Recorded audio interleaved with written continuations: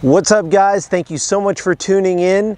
Welcome back. If this is your first time to the channel, smash that subscribe button. If you're into anything automobiles, this is a spot for you. Today we're going to go into what makes the Civic Type R such a great daily driver.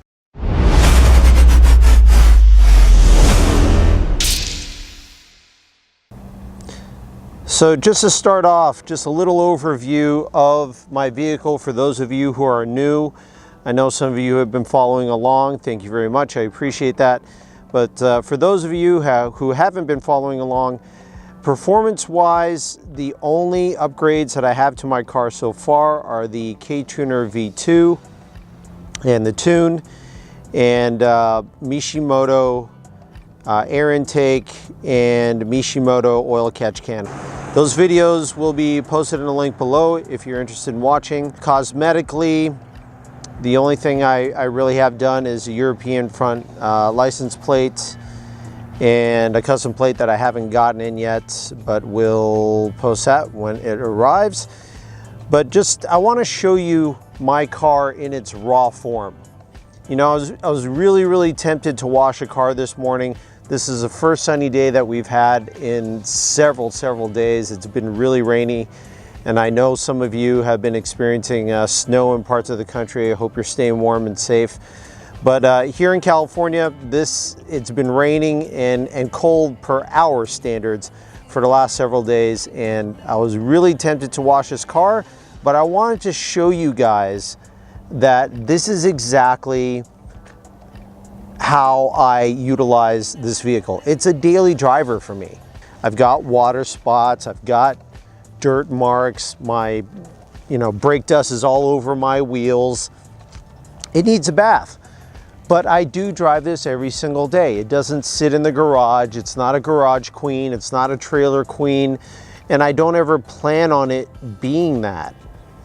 Now, in one of my other videos, when I had my last vehicle, which is a Ford GT350, I talked about some of the drivability pros and cons of that vehicle. I'm going to be doing the same here with you today on this car. And first things first, I'm going to point out the precautions I took to make this a car that I could drive every day and not have to worry as much about the paint damage. Because especially on black cars, you can see paint chips super easy. And so the first thing I had done was I got a clear bra on the entire front clip of the car. Now, you're probably not going to be able to catch it on the camera because these guys do really good work, but there's basically a clear bra from all the way here, including the headlights, all the way back to this first quarter panel and even the side view mirrors.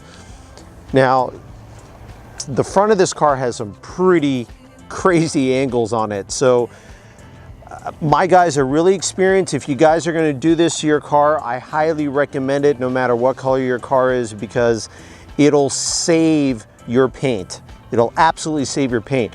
I watch these guys cut out tiny little plastic squares and fit them perfectly in each one of these little tiny crevices. It was absolutely amazing. They do fantastic work, so I highly recommend getting a clear bra done for your car if you plan on daily driving it. Now, one thing that other Civic Type R owners have noted that I haven't cared to do because I don't really like the look of it is getting mud flaps for the car. And because of how sticky the tires are and how wide they are, they tend to grab rocks and then shoot them up the side of your car. And I have fallen victim to paint chips on the side of my car. I'm trying to see if I can find them here. Oh, here we go. It's in the back door. See if we can get the camera to catch it. Yep, right there. You can probably barely see it. There we go. Yeah, no bueno. So I actually have a Dr. Color Chip paint fix kit coming in the mail. I'm going to show you guys what that looks like to apply.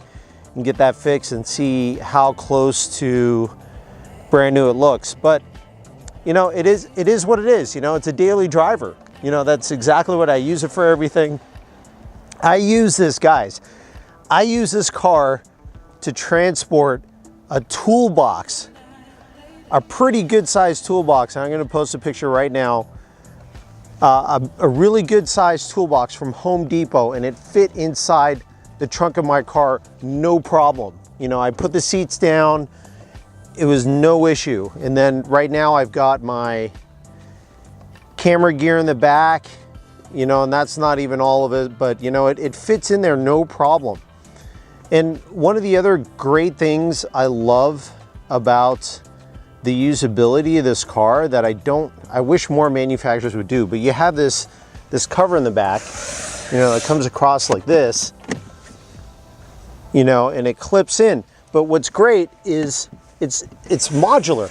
So you can just, you know, pull this and yank it out. And then you can even put it, you know, you can put it on this side and it clips right in.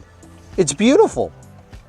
It's such a simple but awesome design. It doesn't pull from the back of the seat with this gigantic bar coming across, and that takes up some room too, if you guys have seen those in SUVs and whatnot. But this is a brilliant idea. I really wish more manufacturers would do something like that. It's so simple, but it's amazing. And then of course the seats fold down, you know, and again, daily driver aspect. I'm going to show you guys a big reason why I got rid of my Mustang, but there it is, the baby seat. You know, I have a child, a newborn baby. I had to get ready for him. I needed a 4-door. So, you know, this one thing I love about this car is how much space it has. It has a lot of space. I'm just a hair under 6 feet tall. I'm 5'11", but my legs are fairly long. So leg space is kind of a big deal for me. And this car is very, very comfortable and has plenty of leg space. Let's go inside and check a couple of things out.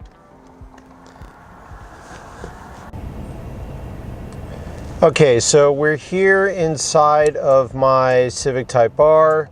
Just want to point out to you guys, I've now got 1,268 miles on it. I've had this car about a month, a little over a month, which is exactly how much I drive. I drive about 12 to 15,000 miles per year, but I use the car and it's fantastic. It's been fantastic so far. So what I've been finding for fuel economy is, if I'm doing almost all freeway driving, is I've been getting about 28.7 miles per gallon, which is really good. I'm really happy with something like that. And then on average for an entire gas tank, with some spirited runs here and there, I've been getting about 21.5, 21.1, right about 21 and change average miles per gallon for an entire tank, which is great. I mean, that's miles better than what I was getting with my GT350. So I'm really happy with that. And one of the things that is rarely mentioned in the Civic Type R that I think is very noteworthy is a 12-speaker sound system.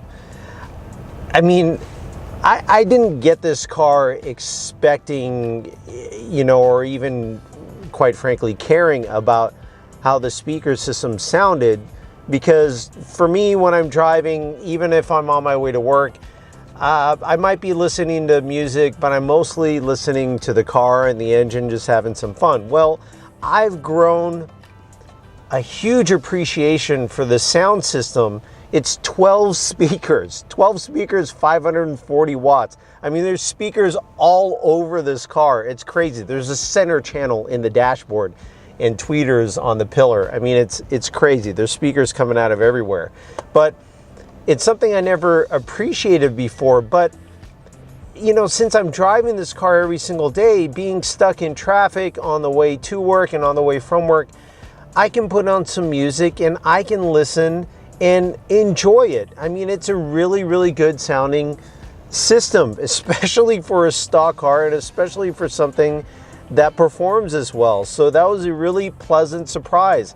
And you know, one of the things I noted or kind of complained about before was, you know, the lack of sound when you're driving this car hard.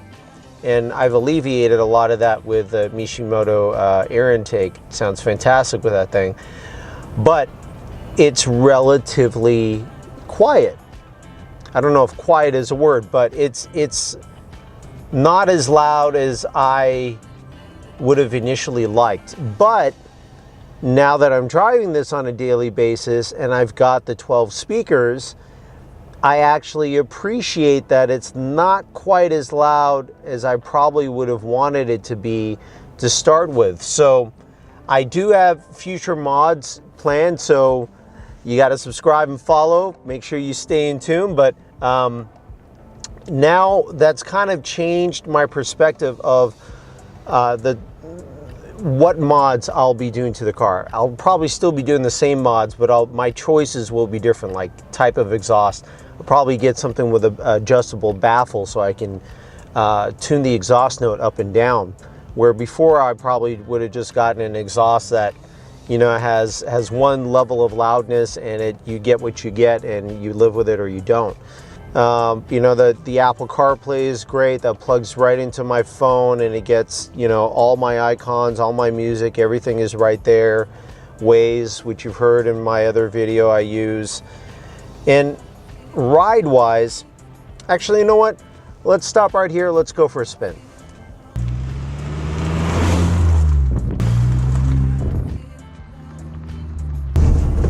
So one of the things that I mentioned in my initial impressions video of the Honda Civic Type R was the drive mode and how it defaults to sport. And that was a little weird because most cars will default to comfort or eco mode or something softer, right?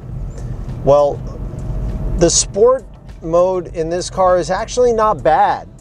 You know, it's not overly harsh. The steering wheel is not so heavy that you're fighting with it.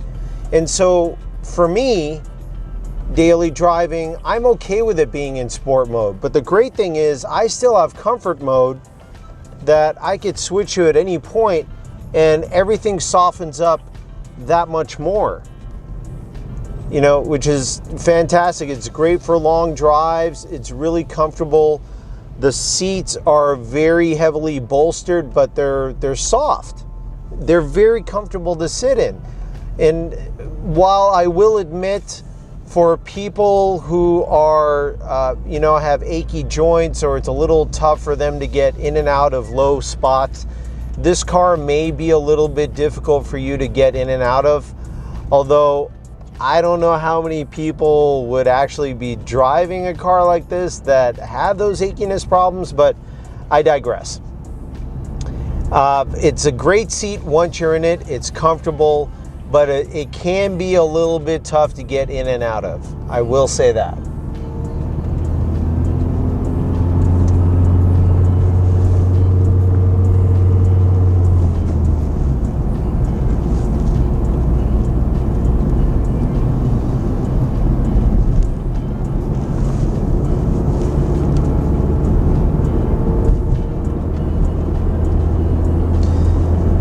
So far, ground clearance on the car has been a non-issue. There's plenty of ground clearance.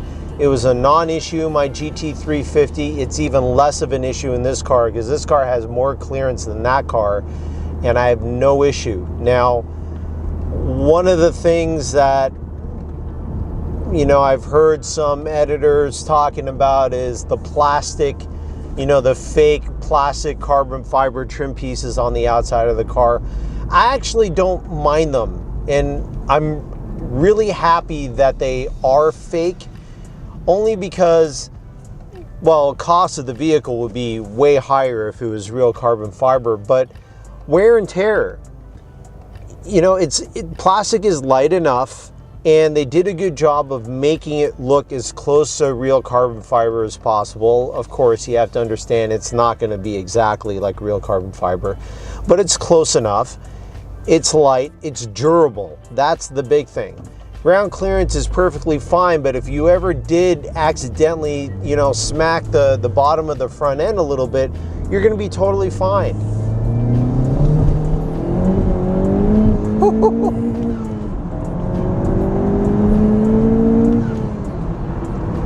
Wow, that will never get old, guys. That will never ever get old.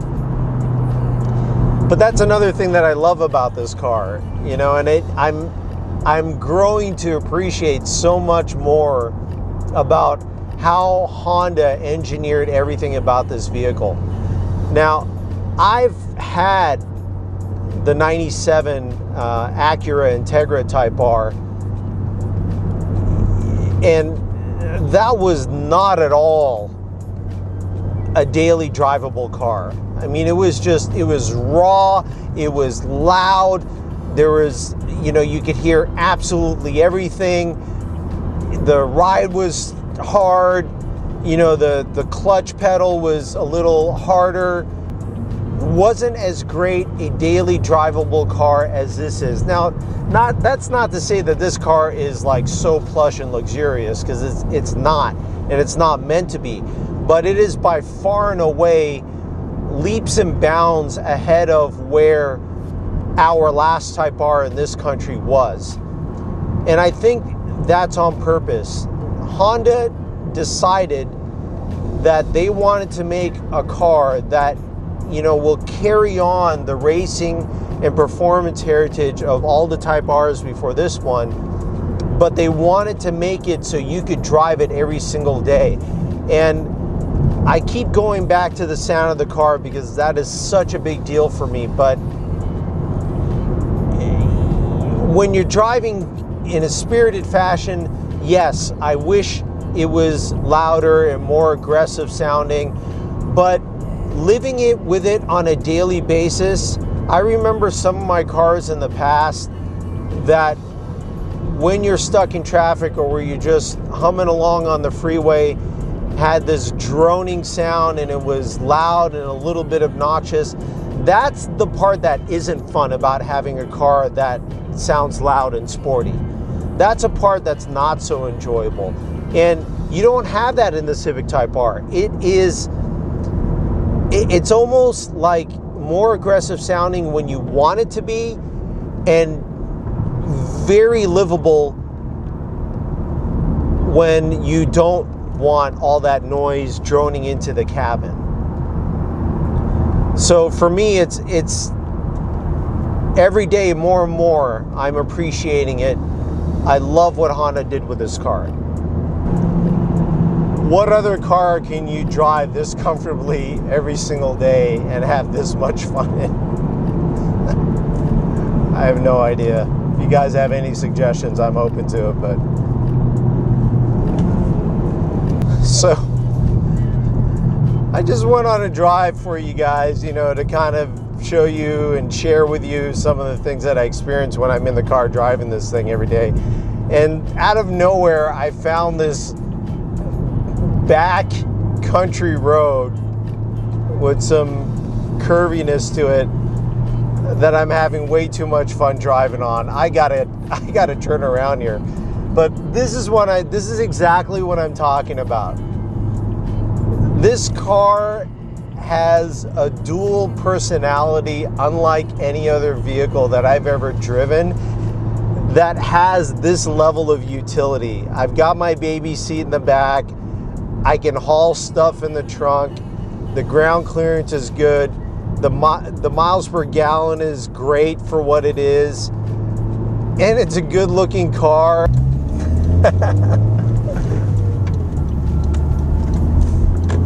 I'm ear to ear. I love this car. Okay, so we're back from our little drive. I can't believe I got lost on the video, guys. That was a lot of fun though. I can't believe that road was even around here. Definitely gonna have to go back on that road again. But As I mentioned before, that's one of the many great things about having a Honda Civic Type R is you can drive this car comfortably on a daily basis to and from work, and just go on a drive on the weekend, get lost a little bit and have some fun on some backcountry roads. It is so awesome. So going back to the car, just pointing out a couple of other little things that I missed earlier. You know, and some of the cons of having a vehicle like this is these massive 20-inch wheels. You know, on a daily, you know, I'm really careful about how I drive and park my cars, but with these massive wheels, there's not much tire sidewall. So when you're parking the car, they're very susceptible to curb rash. But I'm very careful about that. Knock on wood, I haven't had any issues with that before. Just pointing out the faux plastic carbon fiber trim here, which actually looks pretty good. It's dirty. Definitely needs a wash. Other things that I mentioned earlier, the mud flaps, I don't want to do that, but it does kick up rocks and it may chip your paint. You know, but other than that, guys, I think maybe the only other potentially negative aspect of driving one of these cars daily is the attention that it gets. Now, I haven't had too much of an issue with that, but mainly because I have a garage at work that I can park my car in, so it's not sitting out on the street. But I did notice the one day that I did leave it out on the street, whoever it was, didn't see who it was, but you know, somebody came by and spit on the car, you know, and then that's the unfortunate reality. And I think that's largely true of any nice car. There's going to be jealous people out there, there's going to be haters, you know, so I mean, take it with a grain of salt. If you're taking all of the precautions to make sure that, you know, people like that aren't going to get too close to your car too often, I think you're going to be fine. You know, it's going to be okay more times than not to just leave your car out, but it gets a lot of attention. You know, it's got some pretty wild looks. People are going to come by and wonder what it is. You know, and if they're the unsavory type, they may do something stupid to your car, you know. And I've been lucky. No one's really messed with my car other than that one guy spitting on it, but other than that, it's been pretty good. I think it's been pretty good with the other cars that I've had, and they're all kind of flashy. So I'm not too worried about that, but that is a consideration if you are going to be driving a car like this every single day. All right, guys, that's it for today's video. Thank you so much for joining me today. I hope you enjoyed the content. Check out the other videos that I posted in the link below. Again, if you're new to this channel, smash that subscribe button. Plug in right now. If you're into anything automobiles, this is a spot for you. And as always, stay hungry, stay fast, stay tuned. I'm Michael Baxey, and I'm out.